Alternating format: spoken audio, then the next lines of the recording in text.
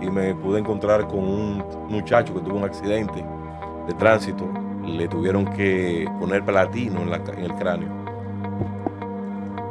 Le pregunté, ¿en qué te puedo ayudar? Entonces, como él veía que nosotros hemos desarrollado un trabajo político, simplemente nos abordó diciendo que si podíamos ayudarlo a poder impulsar un tipo de cambio específico en el sector transporte local del sector de donde en el día de hoy, porque tenemos un tema que República Dominicana ha estado siempre en el ojo del huracán. Recuerde que somos un espacio especializado en lo que es educación y seguridad vial. Porque esas madres que tenían a sus hijos involucrados en eso no dormían pendiente de una llamada que se mató su hijo o que está interno, un accidente, de que un malentendido con esos muchachos que son contrarios en esas carreras, o le den un tiro, o le den un machetazo, una puñalada, o lo ahorquen, para hacer más claro. Y está falleciendo alrededor de un 70% o más de un 70%, y eso es lo más doloroso. Se está yendo la juventud, se está yendo el futuro de la patria, se está yendo nuestros hijos. Así es. De una manera inesperada, y que podemos prever y podemos contribuir para que esto baje, pero eso es un asunto de que tenemos que unir esfuerzos todos. Saludos a toda nuestra audiencia. En el día de hoy muy felices y contentas y agradecidas de que ustedes siempre nos sintonicen y estén con nosotros cada día. Bienvenidos a un episodio más de Mujeres en la Vía Podcast. Recuerden que somos Mujeres en la Vía, educando para la vida. El día de hoy tenemos una programación súper interesante con un tema muy controversial, pero a la vez de mucha utilidad y muy importante para estos días. Y para eso tenemos hoy a un invitado especial, Kenia, del cual yo quiero que tú nos presentes. Tenemos por acá a nuestro invitado, el señor Jeffrey Jiménez, que va a tocar un tema, mira, interesantísimo para todos los que nos están viendo el día de hoy, nos sintonizarán por todos estos minutos que vamos a estar al aire, ¿verdad que sí, María? Claro que Como siempre, su servidora, Gisette Díaz Fajardo. Kenia González. Y María Taveras. Recuerden que somos Mujeres en la Vía, educando para la vida. Así es, Gisette, y yo estoy muy contenta en el día de hoy porque tenemos un tema que República Dominicana ha estado siempre en el ojo del huracán. Recuerde que somos un espacio especializado en lo que es educación y seguridad vial. Hoy vamos a hablar sobre las motocicletas, su uso en República Dominicana. María, ¿qué le parece ese tema? Interesante, un tema que está sobre el tapete, y Kenia, tú sabes, estamos ropados con tantas motocicletas, tantos motociclistas. El parque vehicular se ha disparado, y hay demasiado tela por donde cortar, pero lo peor, tantas vidas que se están perdiendo sin ninguna necesidad, por hecho que se pueden prever, que se pueden evitar. Y a esos muchachos, particularmente yo entiendo que están falta de mucha educación vial, y nosotras siempre la mejor disponibilidad de servir. Así es, así como cada episodio nosotros ponemos este espacio en mano de Dios para que guíe a nuestro país, porque realmente las estadísticas no dan que las motocicletas siguen siendo, los usuarios, los conductores de motocicleta, siguen siendo un dolor de cabeza para esas estadísticas funestas que tenemos en el país. Cada año mueren más de 3,000 personas y en casi el 80% está involucrado los motocicletas. Ya, al día de hoy. Sí, se ha incrementado. Desgraciadamente. Así es, y hoy tenemos un joven que, como dijo nuestra compañera Gisette Díaz Fajardo, ella siempre menciona el segundo apellido, a mí me encanta. Tenemos a Jeffrey Jiménez, él es analista político, estratega en seguridad pública y movilidad urbana. Él tiene muchísimos talentos y preparación, pero vamos solo a decir uno cuanto. En la actualidad es coordinador civil de la Mesa de Movilidad y Transporte de la Cámara de Diputados, impulsando el diálogo entre los distintos actores del sector transporte, especialmente el de motocicletas. Un joven que siempre ha estado involucrado en ese mundo. Bienvenido, Jeffrey, a este espacio Mujeres en la Vía Podcast. Muchas gracias por la invitación. Para mí es más que un placer poder estar en un programa que es algo innovador en la República. Personas que han destinado su tiempo, sus recursos, sus espacios para poder crear esa cultura vial y que las mujeres puedan tener esa conciencia a la hora de manejar en las vías del país. Muchas gracias. Muy bien, Jeffrey. Vamos a aprovechar al 100%, te vamos a exprimir lo más que podamos de toda esa experiencia que tú tienes y de todo ese conocimiento que tú vienes utilizando a favor de la ciudadanía dominicana. Y así de entrada queremos decirte o preguntarte que gran parte de tu trabajo ha sido vinculado siempre a la seguridad ciudadana y a la movilidad. Entonces nosotros queremos saber cómo nace eso en ti. ¿Qué experiencia tuviste que te llevó a esto, a involucrarte en esta parte? Sí, fíjate, tú sabes, nosotros, igual que ustedes, procedemos de sectores humildes que vemos realidades sociales que chocan en la vida de las familias de esos sectores. En cierta ocasión, mientras yo terminaba de jugar softball, porque es el deporte que a mí me gusta, a mí no me gusta el deporte de las carreras, ni de carros, ni de motos. Ese softball es lo que me gusta. Terminaba y me pude encontrar con un muchacho que tuvo un accidente de tránsito. Le tuvieron que poner platino en el cráneo. Le pregunté, ¿en qué te puedo ayudar? Entonces, como él veía que nosotros hemos desarrollado un trabajo político, simplemente nos abordó diciendo que si podíamos ayudarlo a poder impulsar un tipo de cambio específico en el sector transporte local del sector de donde nosotros somos, que es el sector Los Ríos. Ahí convergen un sinnúmero de sectores, clase alta, media, baja, que enfrentan la problemática del transporte porque se ha convertido en lo que se denomina como un cruce, donde el que va para Villamella se mete por ahí, el que va para la autopista Duarte se mete en Los Ríos, pero el que va para la Kennedy también, tratando de botar los tapones. Ese muchacho tuvo esa osadía y vimos todo el proceso médico que llevó y cómo él pudo dejar de calibrar en las calles. Y es una iniciativa muy bonita. Y entonces comenzamos a dar los primeros pasos, a comenzar a intercambiar experiencias con presidentes de federaciones de mototaxis, jóvenes que practican deporte sobre ruedas, pero organizadamente en el Autódromo Internacional de las Américas. Luego vimos a los que practican carreras ilegales de motocicletas en las principales autovías del país. Vimos los que trabajan en Didi, Uber, Moto Uber, y así por el estilo pudimos adquirir una experiencia en el momento que nos ha ayudado el día de hoy. Muy bien.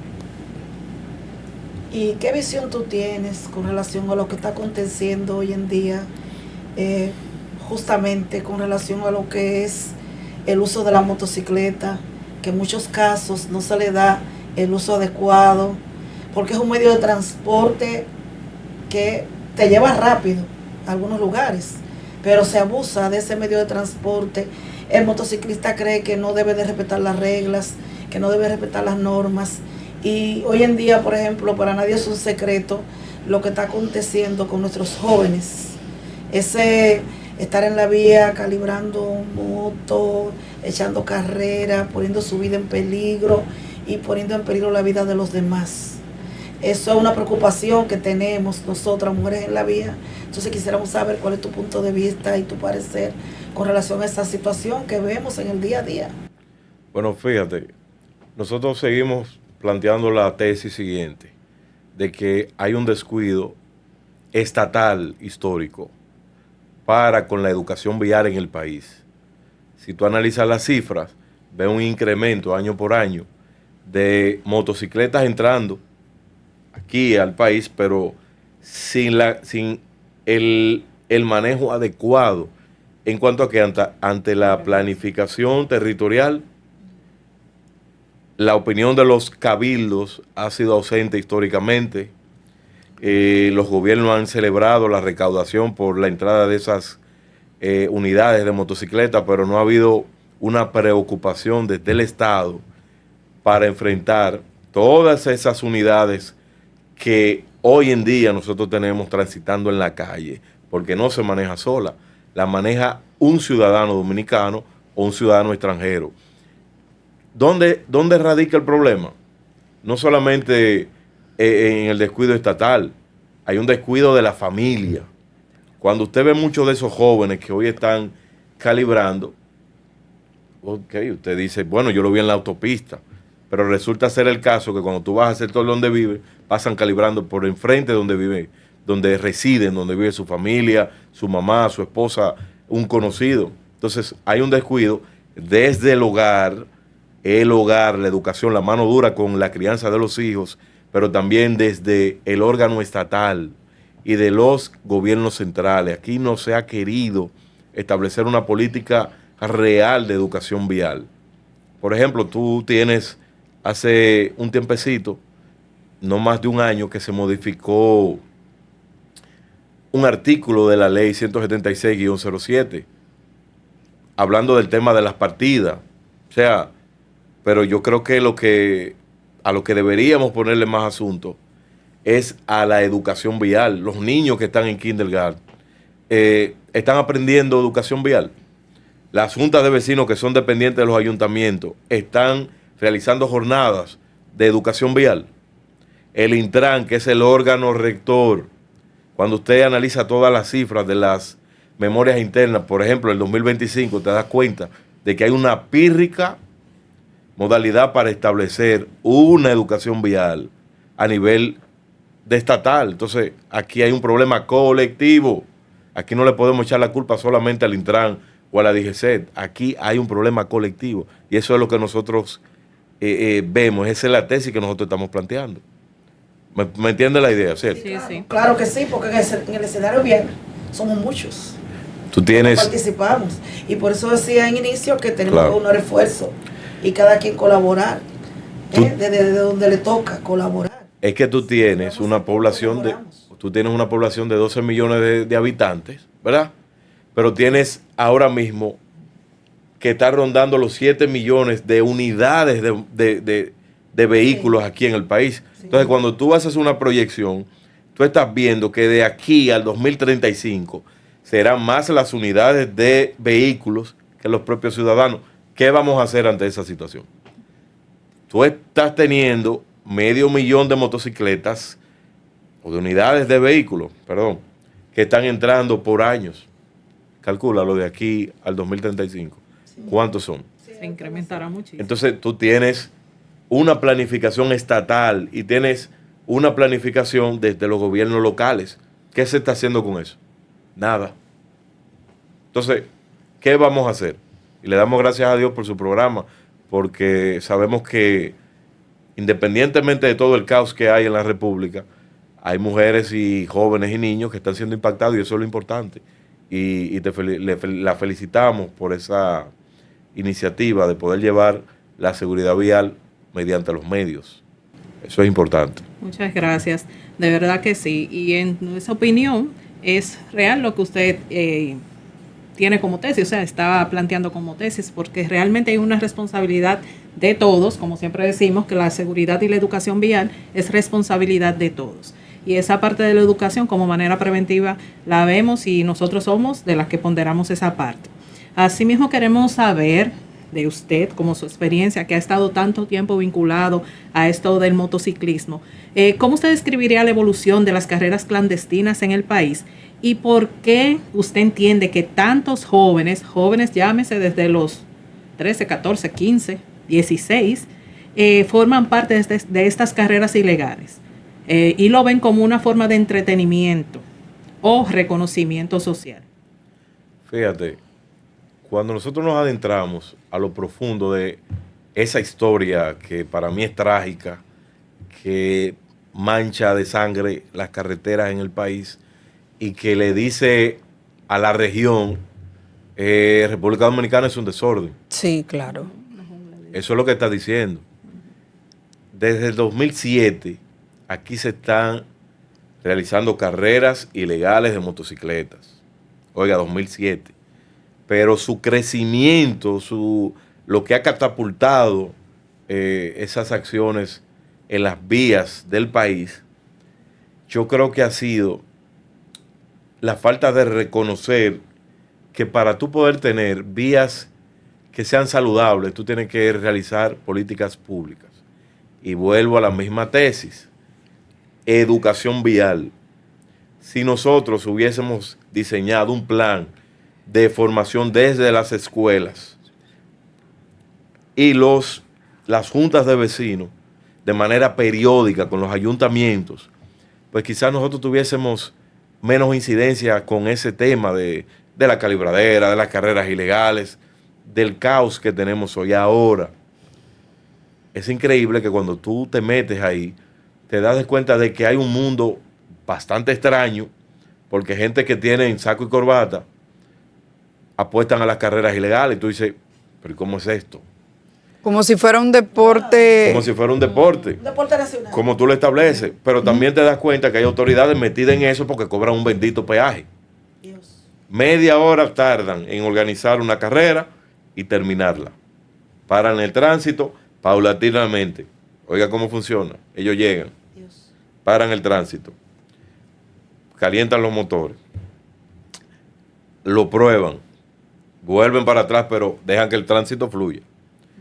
Vuelven de nuevo y prueban por segunda vez el motor.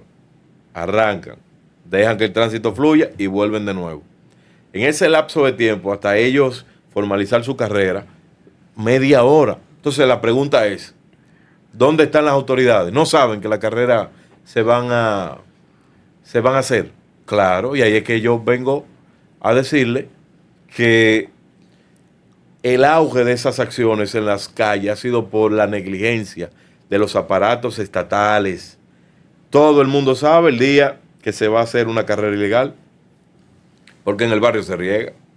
Los que son de barrio saben que se va a realizar una carrera ilegal de moto, y los policías no saben que se va a realizar la carrera.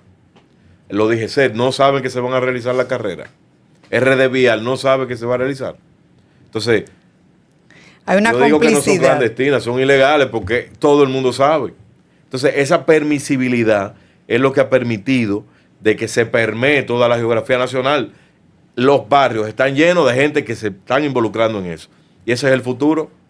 El futuro a 10 años son esos jóvenes que tienen 16 años. Y los padres de esos jóvenes y familiares. En el trayecto, ¿Dónde andan? ahí es que está el Que tema. permiten eso, que sus hijos se arriesguen de tal manera. Si nosotros tuviésemos un aparato estatal, y vuelvo y lo reitero por cuarta vez, que sea responsable y que en lugar de tener tantas partituras, un ministerio de la juventud por aquí, un ministerio de la mujer por aquí, una dirección que trata tales temas, creen un ministerio de la familia Como yo propongo. que tiene que tener una responsabilidad social y que vaya en conjunto con las alcaldías. ¿Por qué?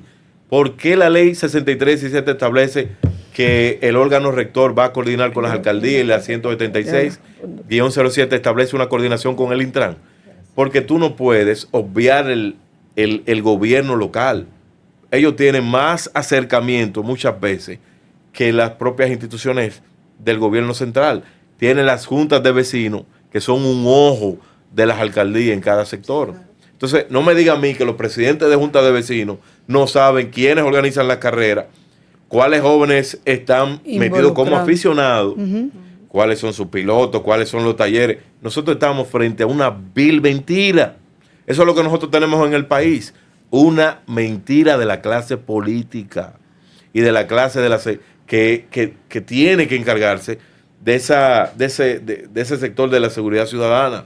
O sea, una sociedad que se ha vuelto hipócrita, es lo que tenemos eso. Ahora, la pregunta es, ¿qué vamos a hacer con esos jóvenes? Sí, Jeffrey, a propósito Sí. de eso, Si tú tuvieras la oportunidad de rediseñar las políticas públicas para menguar este problema, este dolor de cabeza que tiene República Dominicana, porque estamos partiendo de que hay jóvenes que inician la carrera a los 15, 14, y que la vida de ellos, que es lo más valioso, se pierde, porque muchos jóvenes de eso se han muerto. Y como quiera, no sirve de ejemplo esos que se han ido para los que se quedan. Si tú tuvieras que rediseñar esas políticas públicas para ver cómo enderezamos esa parte, ¿qué tú sugieres?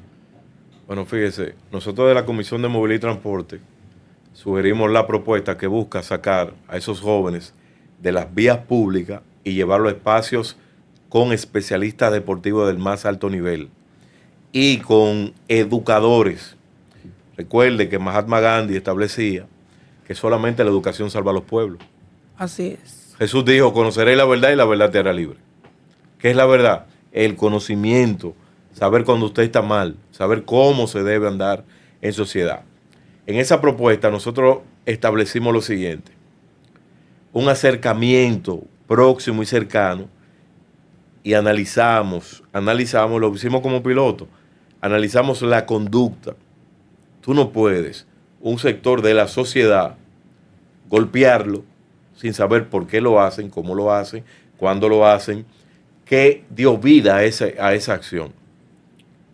Cuando tú analizas el comportamiento, por qué su psicología es de tal manera, si hay muchachos de esos que tienen algún tipo de problema, porque yo no me atrevo a montarme en un motor y salir a 190 millas por hora. O sea, hay una adrenalina que sube altísima y hay un comportamiento contrario a los valores que demanda la sociedad. Entonces, cuando tú analizas eso y tú ves ese diseño que ese joven tiene y tú vienes con el especialista de educación, que si tiene que enseñarle lo que dice el libro Nacho, mamá en sílaba, usted se le enseñe.